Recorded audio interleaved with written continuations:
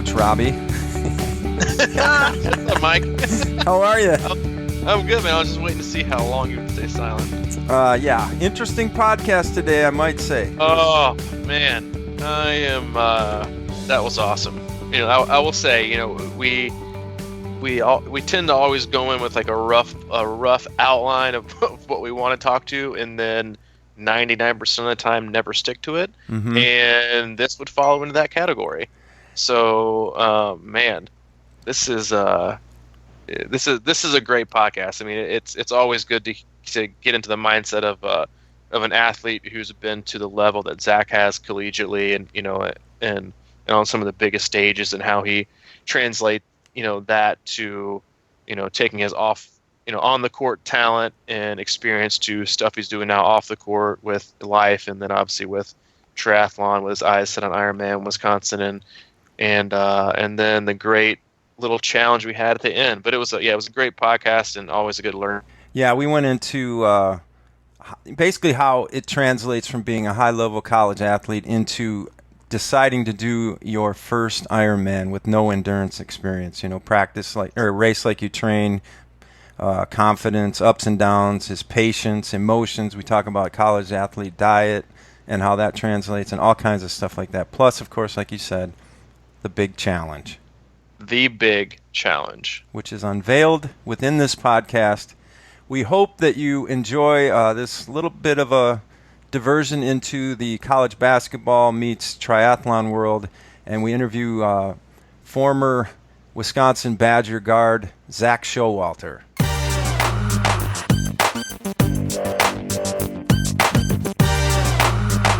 And welcome to the Crushing Iron podcast, Zak. It's great to have you, buddy. I'm excited to be here, guys. Appreciate you guys for having me on. Go Badgers! Yeah, there we go. Yeah, man. Now we're talking. After a brutal one. I'm outnumbered, but yeah, I would like to say before we get started, this is probably the only day in the history of my life as a Tennessee basketball fan that I can say that we actually have a legit program in the face of two diehard Wisconsin basketball fans. I just want to get that in there, that we have actually a legit basketball. This is sad. It may never happen again. So we played Tennessee last year.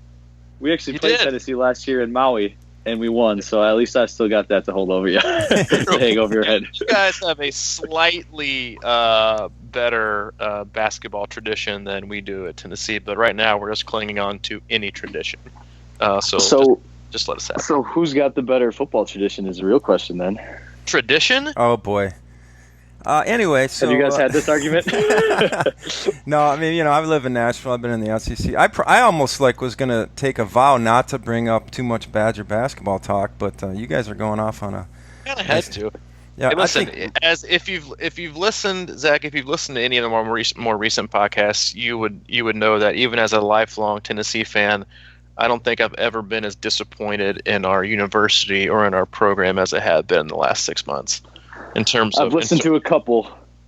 I've listened to a couple here and there, so I'm trying to get caught up on all of it. Incredibly disappointing, but we'll see how things go. You got a lot more time now that you don't have to watch Badger basketball anymore this season. Hey, listen, me? Are you talking about me or him? No, you. Well, I mean, I'm just saying. That's what gets me through my training, man. When they're losing all these games right now, just take it on the machine, the treadmill, or I can't train outside right now, obviously, up here in Wisconsin with snow everywhere. Yeah. So I just sit on my trainer, on my Cyclops, and crank them out. Take my anger out. Hey, all you guys got to do is make it into the tournament. It's not going to happen. It's not happening. Yeah, it's Whoa, over. Man, negative Nancy, 1-2 over here. It's Jeez, done, dude. It's over. Are you guys really that bad? Yeah.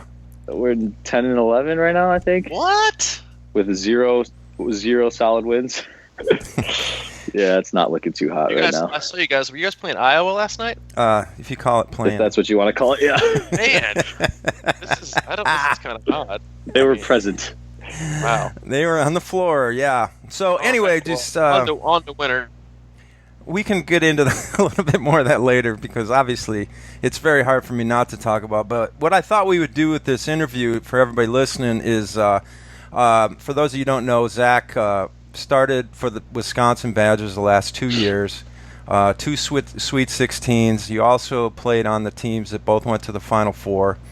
And so there's been a lot of, like high-profile, kind of intense training in your past and history. And I thought we would take a look at, how college basketball, high-level college basketball may translate into Ironman training, because he is now training for his first triathlon, which will be Ironman Wisconsin.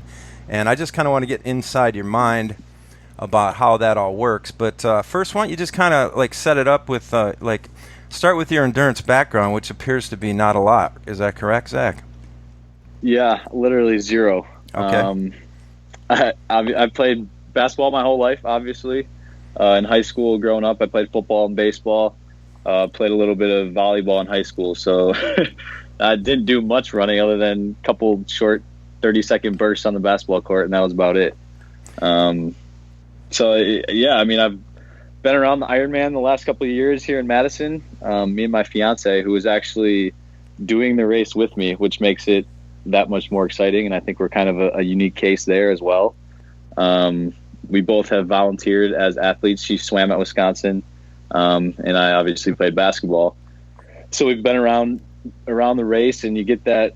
You start to question yourself when you're at that finish line, saying, "Hey, is this something that I can get myself to just get myself across that finish line?"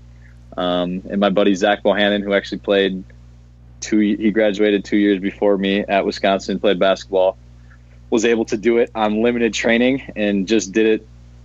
He was in the Air Force for 2 years and then basically trained during the basketball season after practice a little bit here and there, and was able to get through the race. So I think that also inspired me to see what I'm made of, kind of test myself, and start this triathlon journey, I guess you could call it. Yeah, man. You see, I heard an interview. This is how it all came down. I heard you on another podcast, and at the end of, you were talking about basketball. On the end of it, you kind of mentioned that you were training for Ironman, and you said, quote, "I've got the Ironman bug." Yep. Is that just kind of like taken over for basketball? I mean, as far as your competitive side, is it like really in you right now? Because I know how that can happen, but talk about that a little bit.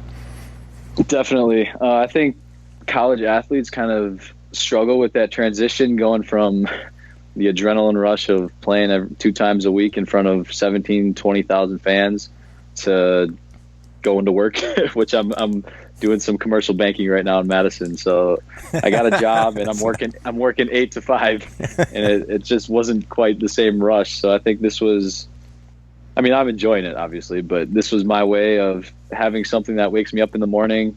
I got a goal, a date on the calendar that is something that I grind for. I think that's how I've been my whole life, just always wanting to get better in some area. Obviously basketball took me a long ways, but this is just that next step in my life. And if you'd asked me 12 months ago what I'd be doing today, I never would have guessed this, but I'm making the most of it and really enjoying it so far.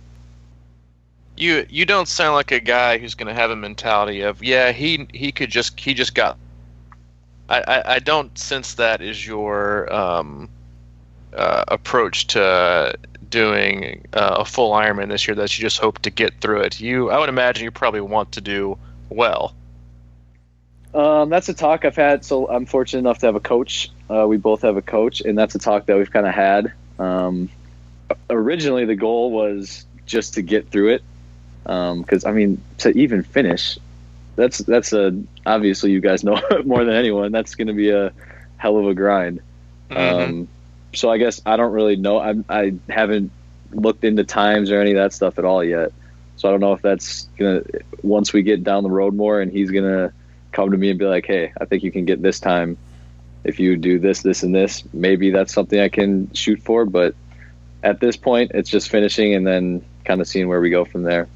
Nice. You still live in Madison, right? Yep, I live in Madison, so I think that's another advantage for us, is we can literally go bike the course and get out in Lake Mendota and swim around. So I think that helps. Lake Monona, excuse me. For sure, yeah. Since you live in Madison, can I guess your coach? Go for it, yeah, absolutely. Blake Becker. Nope. No. Damn. Oh, for what? Right. How many coaches All you know? right. Is that the only one? I know a couple more, but we'll just edit that out because I don't like to be wrong a lot. So we'll Gotcha. kidding. His name's Todd. I can't even pronounce Holosovsky or something. Is he- That sounds like he sounds serious. He was a former basketball coach around Madison, so I'd have to check. Oh, nice. Yeah, so it's actually aligns, and he reached out to me, and we That's put awesome. something together, and it's going really well so far. That's awesome. Yeah. Yeah. So obviously, as a basketball fan for Wisconsin, I know that you guys used to. That was always made a big deal out of it. But when you guys would run the hill and train in, I guess, fall training or whatever. Oh, yeah. And everybody seemed to have a love-hate relationship with it. But obviously, as somebody who's been training for Ironman for a while, that was always something intriguing to me. And I never thought about stuff like that while I was playing college baseball and whatever. But I mean, did you guys run much, or was it all about, to build base or something? Was it all just about kind of explosive things? We ran a little bit. It was all, the running we do is all sprinting though. So we would do in the gym, down, back, down, basically 3 lengths of the court in 20 seconds or whatever it was. So it wasn't really any endurance. And actually, a crazy fact about me, or a tidbit about me, was when I was a freshman in high school, I had vocal cord disorder, which would prevent me from breathing fluidly, I guess you would say. So I actually struggled. During games, I would be gassed within the first 2 minutes of a game, and I had to do just some exercises. And over the years, it's gotten better as I've grown up, and I guess hopefully that matured, I guess you would say. But so I really didn't like running, and I'm not a huge running fan. I just have gotten into it more in the last couple of months here. And I'm gonna use that next time I get out of breath. What's that? Use That's that my- excuse? Yeah, it's my vocal cords. It's not my lungs. It's my vocal I had never cords. even heard of it either. I didn't know that I've never existed. heard of it either. That's interesting. I'll have to look into that. was that from So they singing? literally, yeah, I wish that was the issue. But they literally shove these cameras up your nose. It sounds kind of gross, just to look at your throat and what's all going down, and they make you sing in these different pitches. And I guess that was what they came back and told me I had. Wow. Do you still do those exercises? Do you feel like that might be something that would be helpful? No, not anymore. Okay. Like I said, I just got better, and it wasn't really an issue going probably after my junior year of high school. So I don't know. Got over it. Hopefully Yeah. it doesn't come back during the race. Yeah, that would be nice. But as you've started training and gotten more into the building your base for endurance and things like that, has it been an issue? No, not at all. And I think that's more high intensity, short bursts when I'm really gasping for air. Where now, endurance running is more long distance, obviously. Is it anaerobic or aerobic? I never know the difference. It depends. Yeah, it depends on what you're doing. If you're probably going anaerobic if you're talking. Anaerobic is when you had problems like high intensity sprints. Anaerobic, Yep. so without oxygen, and then aerobic would be like your endurance pace stuff. Yep. So it's not really an issue for me at this point, which is nice. But when, as you practice and stuff like that, when do you feel like you were in supreme shape? You had to have been, right? But I always wonder, it's I'm always curious about how tired you get out on the floor, in the TV timeout thing and stuff like that. Do you guys, is that legit? Do you get really tired in 5 minutes or 10 minutes? Some of these guys, is that I would get tired. Yeah. Okay. I feel like I played pretty damn hard. Yeah, you did. That was my trademark. If I was going to stay on the court, I had to play my ass off, really. So I know we would actually wear heart rate monitors in practice, which is kind of unique. That's what I was going to ask. Oh, really? So we could look at our stats, and I would run really hot. Our strength coach would tell me, you're running really hot, but as soon as there's a dead ball, your numbers just drop instantaneously. So I think they say that if you're in good shape, that's what you usually see in those readings. So I was in good shape. I would just play my ass off. That's it's very. I was going to ask that because I know there's a lot of sports programs that use technology like that now in terms of. They also use it in terms of recovery, seeing where your easier. Well, this is more professionals because I doubt you got many easier practices because your heart rate was a little bit higher. But it's a being able to go high and then recover fast with a lower heart rate and is a good marker of being in really good shape. Yep. And our strength coach actually was the strength coach for the Bulls for like 10 years. So he worked with Michael Jordan and all those guys. So we were pretty fortunate to have a guy like him around. That's awesome. Yeah, that is good stuff, man. So I got actually a good segue in that. So I had a headline here written, "Practice like you train." I mean, a race like you train. And so I mean, take us inside some practices and like, how did you guys, how coach viewed that whole concept of practicing? Because I know that's a huge thing with Wisconsin too. I mean, I've been seeing it play out. It's always like you play if you practice hard, and I'm just curious how. That applies to the way you think about training for Ironman, and is that something that's instilled in you in the sense that you want to train harder than maybe you're going to race? I mean, do you go about things like that? I don't know training wise yet for Ironman. I'm still new to this process, so I guess I haven't gone through a full season, so I don't know what I'm going to be like come August, what my training is going to be like. But yeah, I mean, basketball. If you're going to expect your body to do things that are pretty ridiculous on an effort level, you can't just walk out there and expect to be able to play 45 minutes, 40 minutes full steam ahead without having to do that in practice. So I think our coaching staff was really good at getting the most out of us every single day and making sure we were ready to play come when that ball is tipped in the air. And that's true. You earned your minutes in practice. Is that correct? Oh yeah. For sure. And I mean, that's where you get better. That's where Wisconsin has kind of grown through the years and built the program. That's why it's tough to see them not growing as the season goes on right now, because you would start usually in the beginning of the year and not win those big non-conference games where the Big Ten would always look like they're down a little bit. But as the season progresses, you start to get better and kind of play off your teammates, and our defense would always get better come tournament time, and then you make your run. And everything's good from there. Right. And you were able to, as you got older, be able to recognize that, right? I mean, and I suppose as you were younger, were you a walk-on, right, at first? Yeah, well, I was a scholarship my freshman year, but I had agreed to a 4 for 5. Oh, okay. So I had to give up my scholarship my second year, and we just brought in more recruits than we expected. And then I actually redshirted that sophomore year too. Mm-hmm. And then earned it back the next 3 years after that. Wow. Practice hard or don't get to play. Exactly. I like that. It's actually a really underrated thought, even when it comes to to triathlon, to racing. And I'm not sure what your lead up will be into Wisconsin and how many other races you're going to do. I'm sure you're going to have some, but is that thought that you have, and I'm sure you come across this in in your collegiate and even before that, high school, I'm sure AAU, whatever it was, is you could always tell the guys that just thought they could just show up and own it. Those athletes usually play well for a good portion of the game.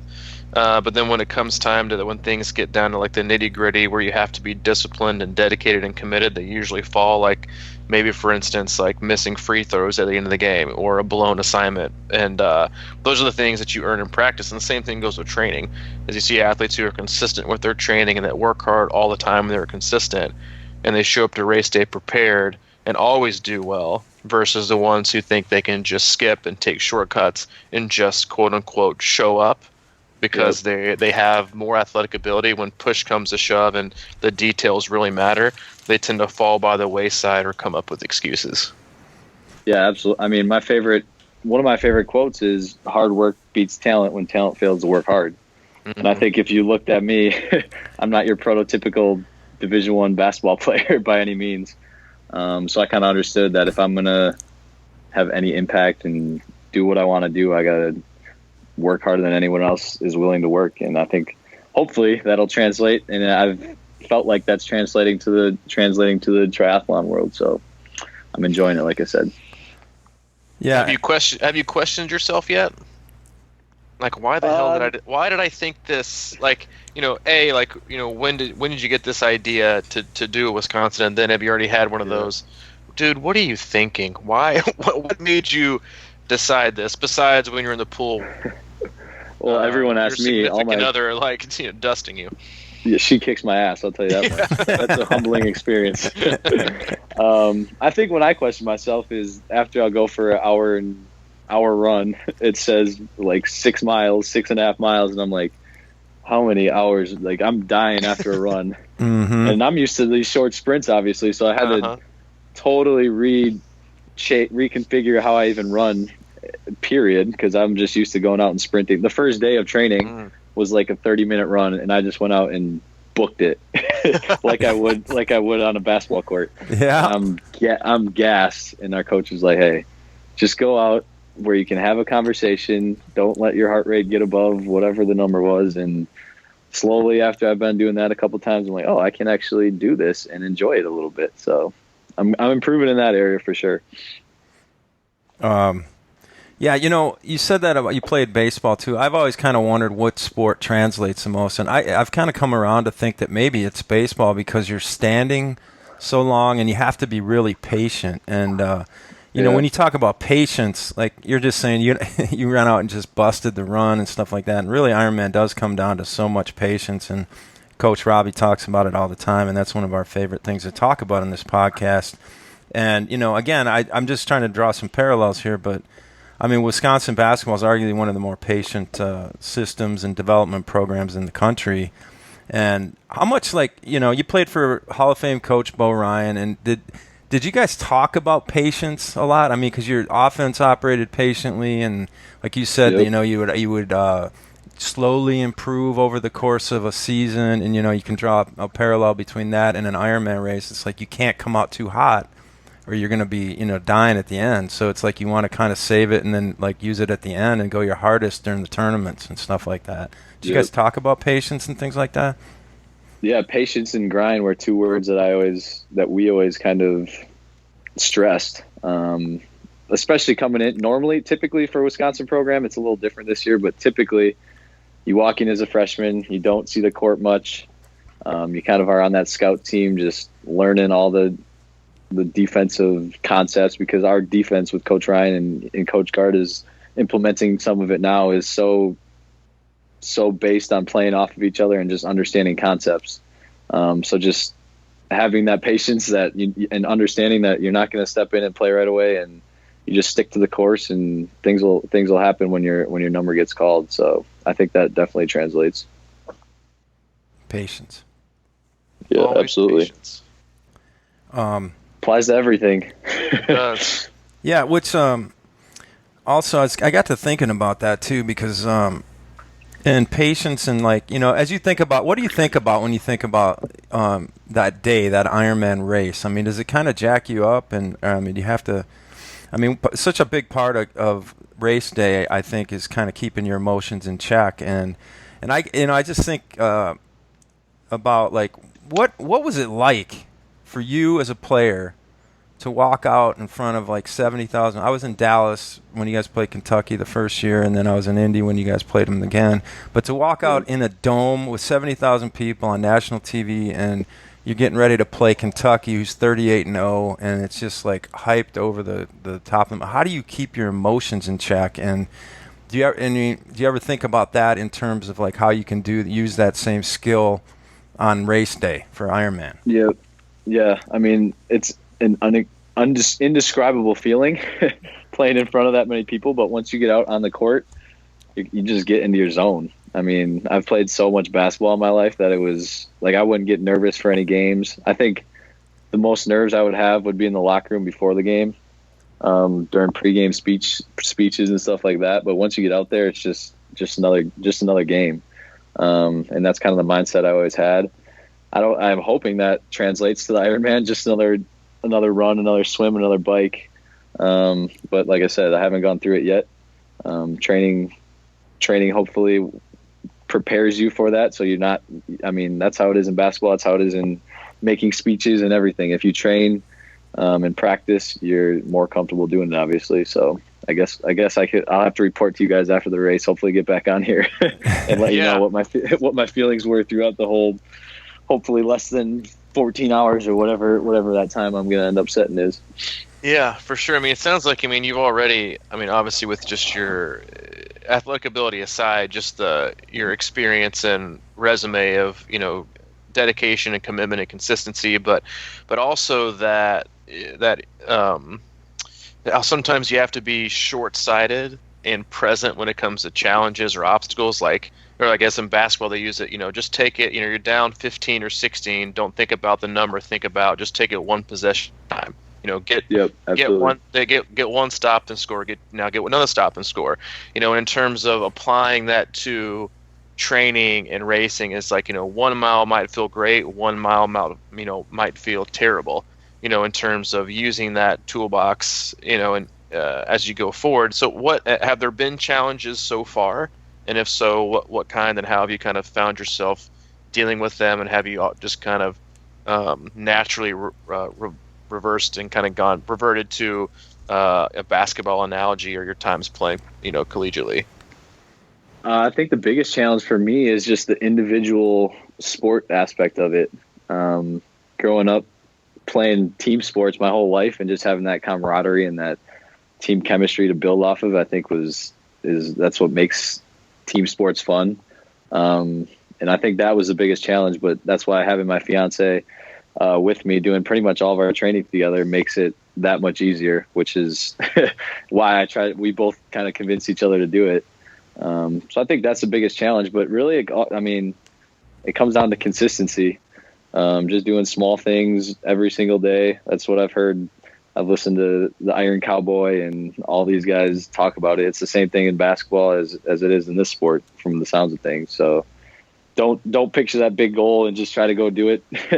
Obviously, without putting the training in it, just every day get a little bit better, and soon you're competing with the best. And that's how I looked at it as a basketball player.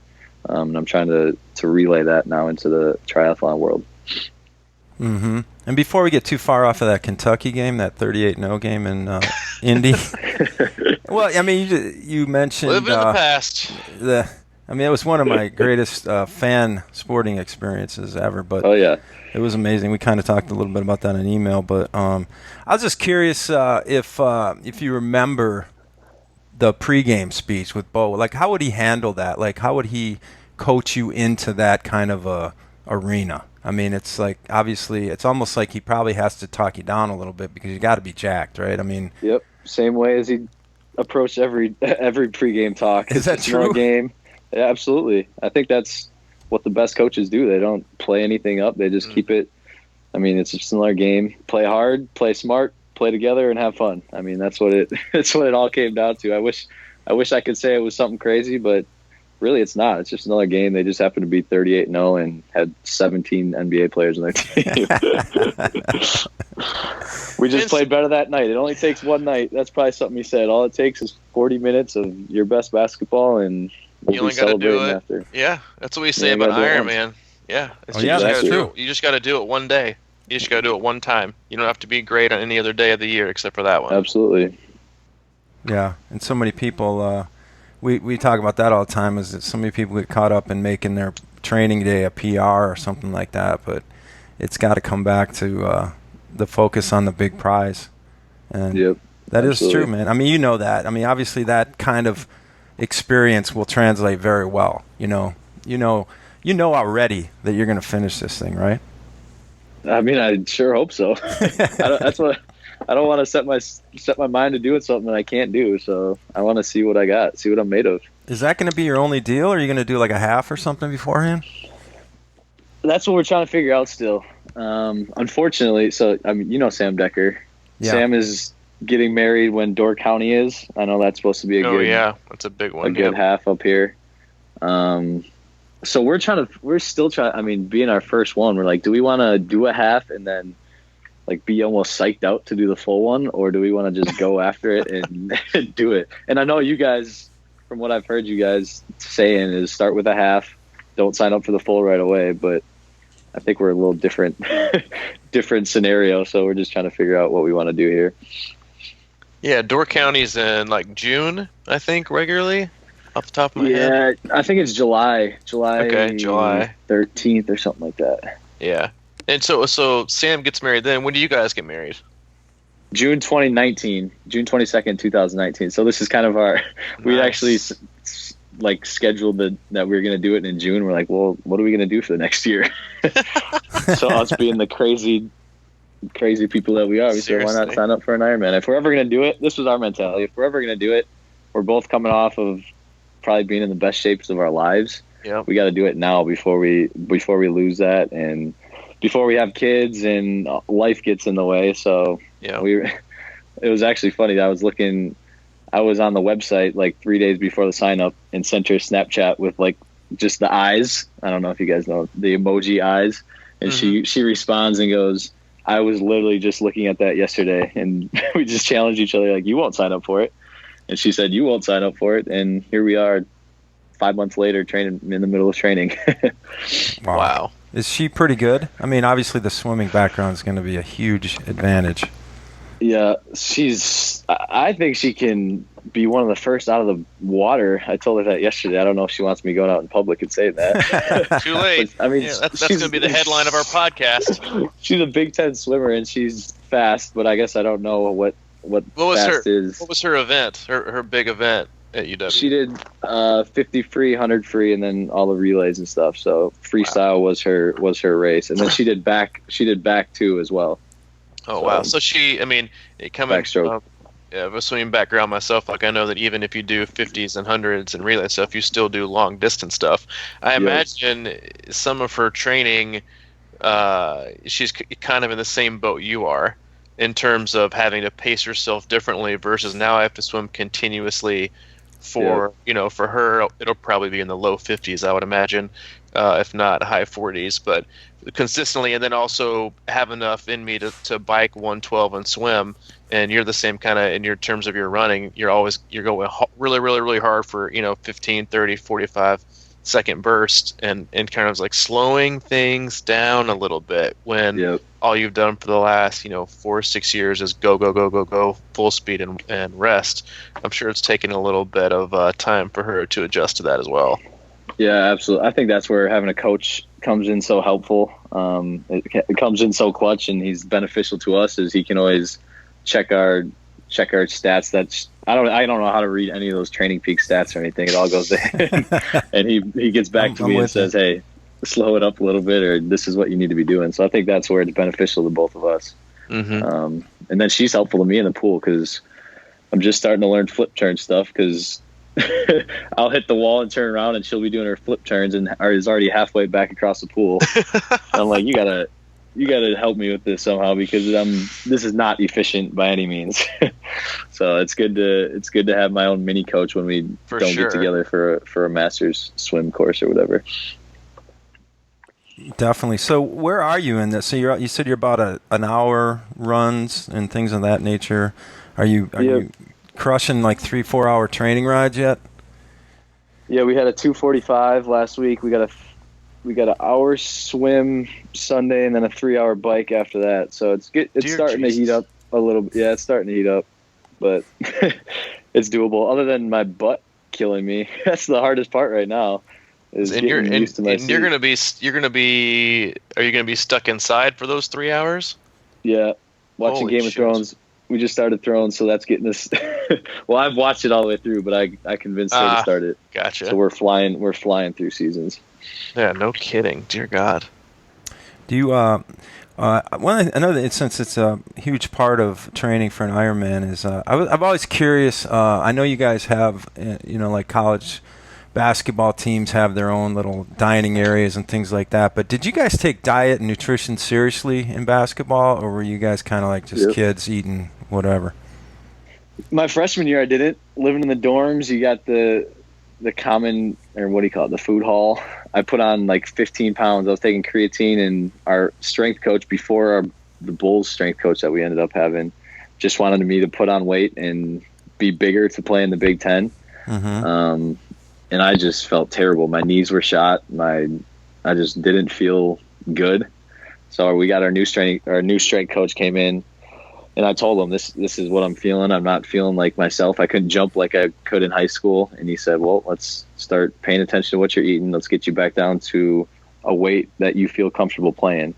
So I played at 185 was my weight, and really just locked in on my diet and learned so much about what I need to be eating and when I need to be eating, that it's really translating to what I need to be eating at doing this triathlon stuff. So we got so many advantages coming from a good program that really took care of you. I mean, we still go back and take ice baths and get stretched out from our trainer that we have. So it's kind of made for us to be doing this right now. Yeah, you guys must have been big on recovery too, right?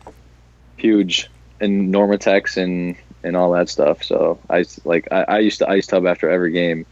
When we get back at 3 a.m. from a Michigan State road trip, I would go straight to the cold tub just because I was always falling on the floor and getting banging knees and stuff like that. Where if I didn't do that immediately, the next day I practice, I wouldn't even be able to get through it. So I guess I know what it takes to take care of my body, and most people, I don't think, coming into the sport understand that, which is helpful. Wow, 3 a.m., man, and then you made it to class. You don't have to answer that. I scheduled my classes later as I became older. I figured out this older system. and wiser. Yeah, exactly. Older and wiser.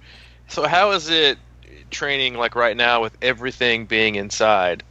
Like, how is that? Is it a struggle for you mentally? Is it, like, are you thinking, oh my God, like, how much longer can I do this? Churning out.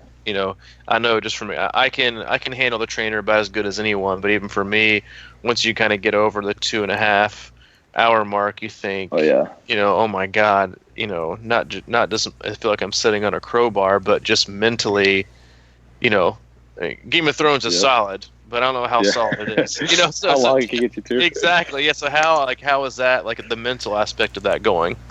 I think it's just starting to hit us. We're kind of getting towards that point where you're ready. You're getting antsy, especially on the runs. So we try to get out as much as possible, and even though it's freezing cold, we try to get out once a week for our runs.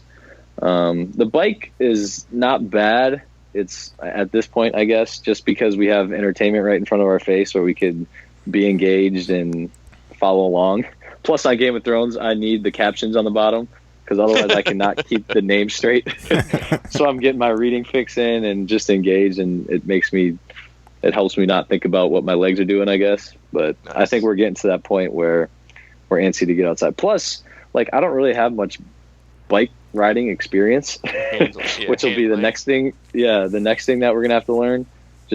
I rode mountain bikes and stuff like that, but when I got on those thin tires and trying to go down turns and stuff like that, it's definitely something I'm going to have to work at getting better at here. Yeah, especially because I grew up mountain biking a lot, and I think it helps your handling, but it is a different animal. I assume you have a tri-bike. Have you been? No. You don't. Bike. Have you been spending a lot of time in aero? Ironman on no aero yet, so that's something we're going to have to get into. We got to get our, what do you call them, aero clip bars. Yeah. Installed here soon, but yeah, road bike is what we're at. I mean, just got stuff off of Craigslist, so we're trying to do it on as much as a budget as possible. Mm-hmm. It adds up so quick, which we didn't even really understand when we initially signed up for it. My buddy Zach Bohannon, who did it, was like, sign up, ask questions later. And slowly, surely, you find out how much equipment you need for the Ironman, and it starts to add up. But overall, I think there's worse things to be spending money on, which is what we always say to each other. Yeah, that's absolutely. And listen, if there is a course out there, at least here in America, that you're going to see the least amount of difference in an actual tri-bike versus a road bike and clip-on bars, it's the one in Madison. So, and as far as the hills and all the turns and the descents, you'll be thankful, especially as just kind of getting into it, that you went that route versus probably wasting another $1,500 to $2,000 on a bike that might just look fancier with you in the same position as you would be on a road bike. Yep, that was our mindset, and that's what everyone told us, and we're like, well, and everyone says you don't know if you're going to love it or if you're going to hate it, so don't go break the bank right away. If we do love it all the way up through it, then tri bike's probably next for me. But at this point, road bike I'm happy with. Plus, it's good to have. I mean, even if I do get a tri bike, I'm going to want that road bike to have. Keep the road bike. Yep. Yeah. Yeah, it is good. And So Craigslist is our friend. Yeah, it is. No doubt, man. I mean, frankly, it's like I like riding a road bike better. It's just a different animal, and that kind of adds a whole nother element. I think Wisconsin definitely is. I mean, I could totally see riding that on a road bike, and plus, how many times you planning to ride the course a lot? I assume. Or Yeah, just a few which times. will be nice with our team. Yeah, and that'll have the camaraderie that we're looking for, and our coach screaming at us. The I Hate Todd Club is what our team calls it. That's our hashtag. What's he drives along on like a moped and just drives? I have no idea. He did the Ironman once, but he said I don't know if he's going to do it again. So he's got his certifications and everything, and probably rides in a bike or in a car, I would assume. I guess I'll find out here soon. Mm-hmm. Now I know you've only listened to a couple I hate Todd. You've only listened to a couple of our podcasts, but we have multiple ones specifically. Well, certainly a few designed right for Wisconsin. So kind of look back and find those. Sweet. That's how a lot of people actually found us. Oh, cool. Yeah, breaking down the course and stuff. What are your ties to Wisconsin? Where did you play baseball at? I know you grew up here. Yeah, I grew up in Beloit, and then I went to lacrosse. I played baseball at lacrosse. Oh, gotcha. And that was back when Madison Sweet. still had a team, and we used to go down there and beat up on them a little bit. Man, I wish. Yeah. That's the one thing that we missed in college was having a baseball team to go watch. I go to Brewers games all the time, but having a college team would be awesome. Yeah. Now, and you played for your dad was the coach, right? When you grew up in high school, right? Your dad was your coach. Yep. And was he in the Bo Ryan vein, like a? Oh yeah. Yeah. It's actually kind of cool. So my dad played for Coach Ryan. Oh, that's right. Platteville. That's right. Yep. So he played for Coach Ryan, and that's kind of the connection, I guess you would say. And then it was kind of cool to come full circle to have his son. I'm sure that was a dream of his to have his son play for the same coach that he had at Wisconsin. So was it your dream though? Was it his dream or your absolutely. dream? Okay. No, it was my dream 100%. I mean, I grew up watching those guys play. I used to go when I was in high school. I would go in the student section. They beat Ohio State when Ohio State was the 1 seed, and I was in the student section, and we stormed the court, and I thought it was the coolest thing ever. Wow. Was that the Jordan Taylor game? Jordan Taylor played really well that game. Gosser, who I'm like best friends with, lives right down the hall from us, was on that team as a freshman. Mm-hmm. So yeah, it's all history from there. Can you pinpoint one of your favorite games or one or two of your favorite games memories? I mean, obviously you're probably still trying to shed that Florida game from last year. Yeah, Florida was awesome. Just the whole Aaron Rodgers connection and all that was awesome because I had known Aaron for a while. Mm-hmm. He was in the draft. He was in New York actually when Sam got drafted. So we kind of celebrated with him. So I had known him for a while, and we would exchange Twitter messages back and forth. So he told me he would be there, and obviously that gets you a little more amped up going into that game.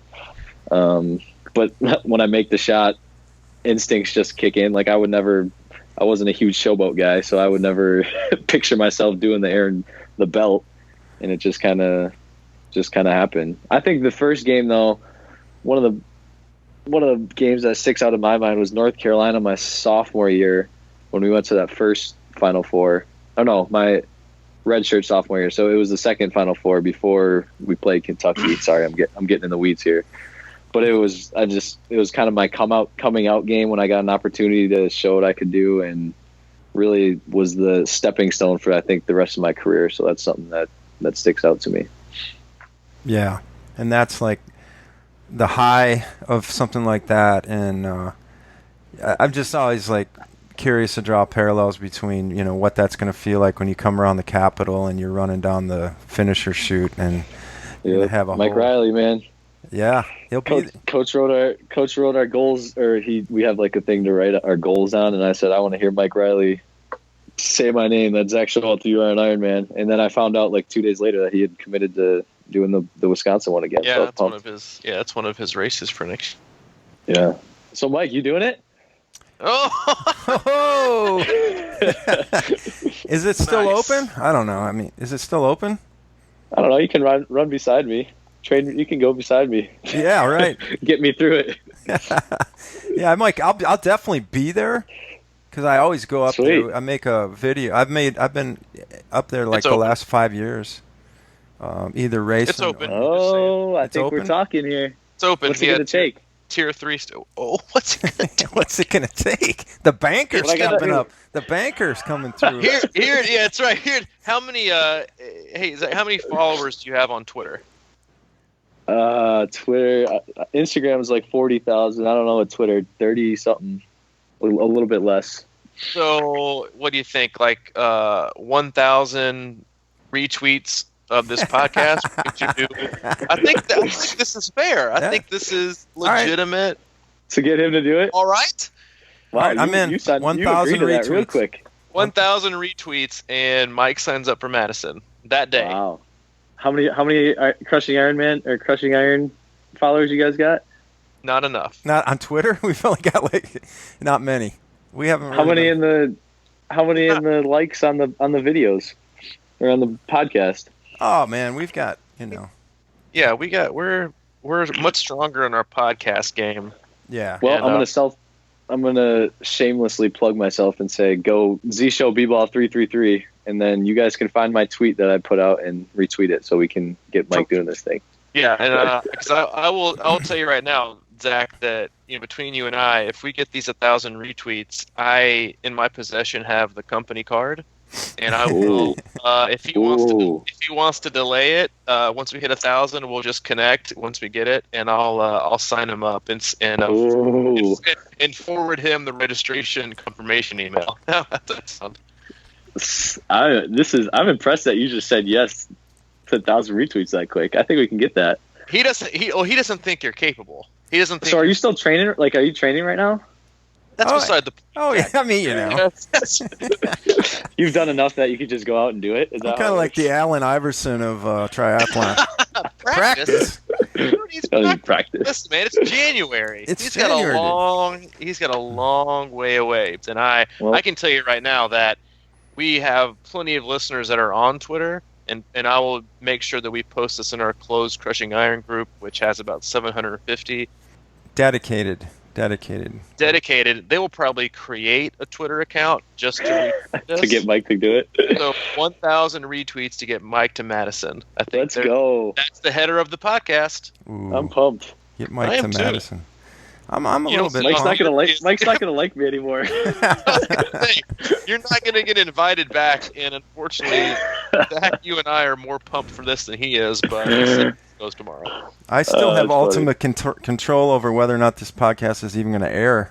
That's right. That's funny. 5 Yeah. minutes. Yeah, well, that didn't go as we planned, so don't cheer for Zach at Wisconsin. No, I'm pumped Did you- about that. I don't mind having a little bit of something out there.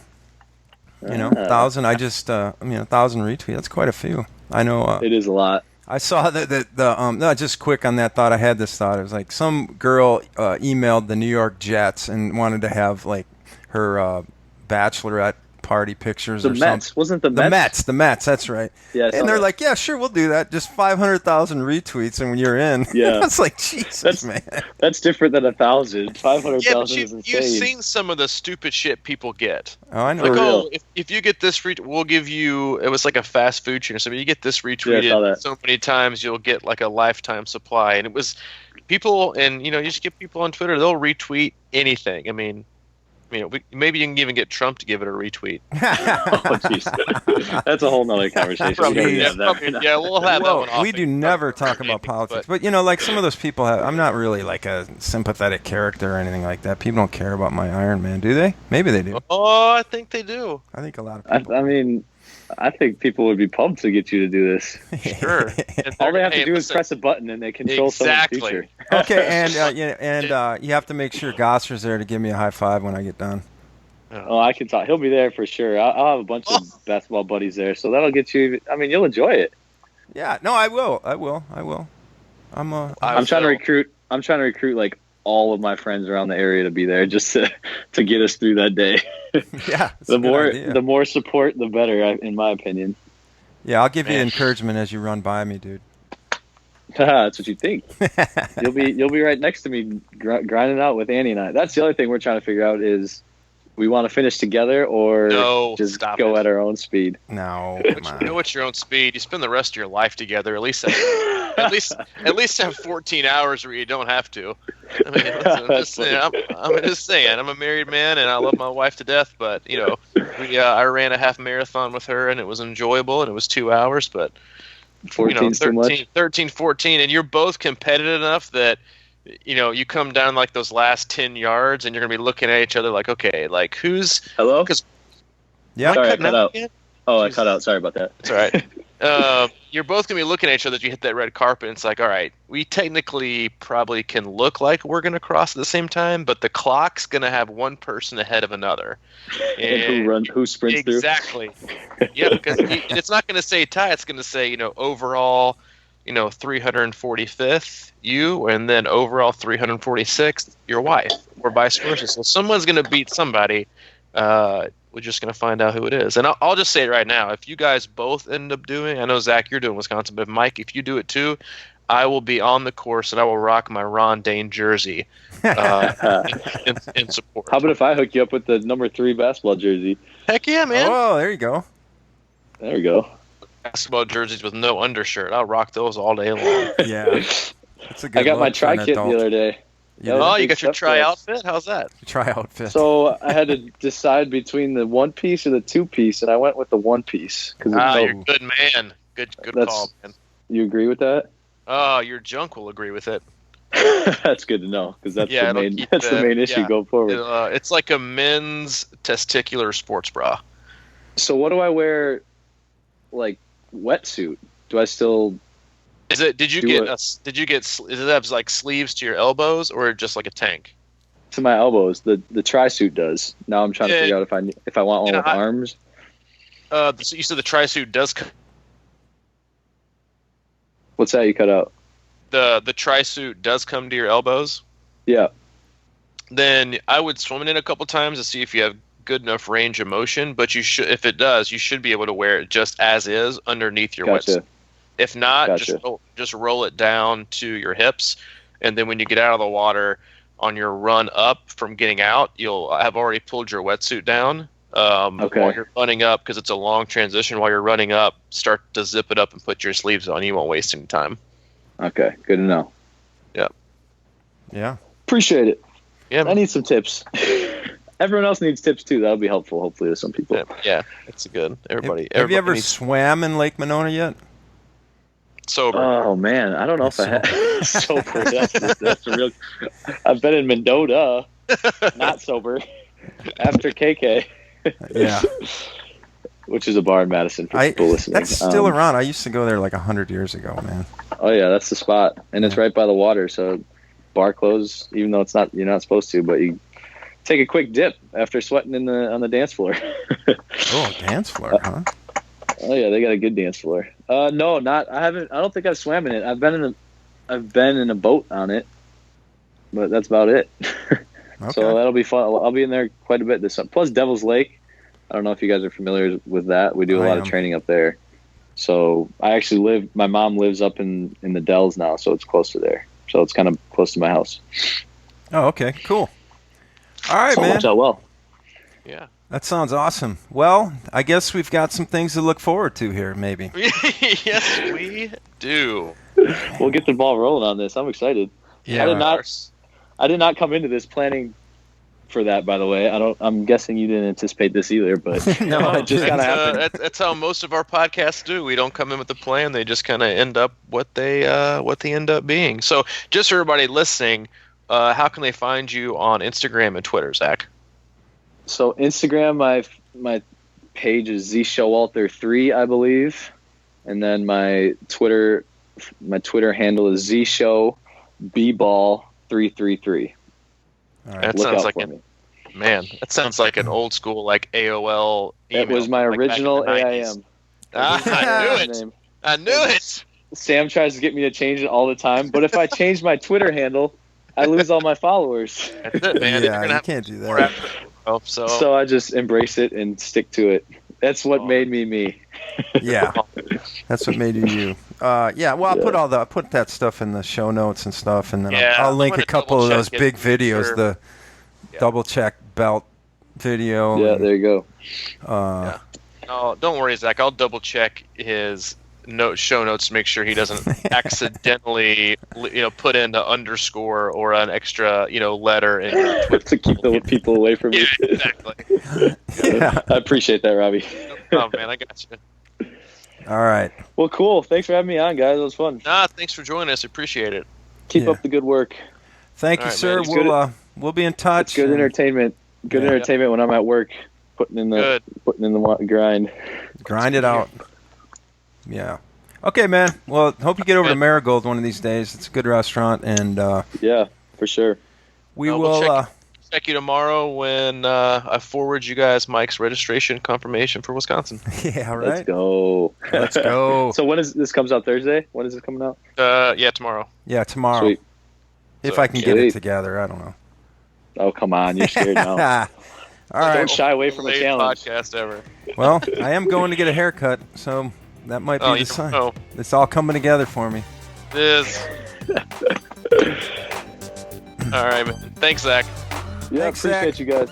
All right, man. Have a great one. Talk to you soon. Yep, take it easy.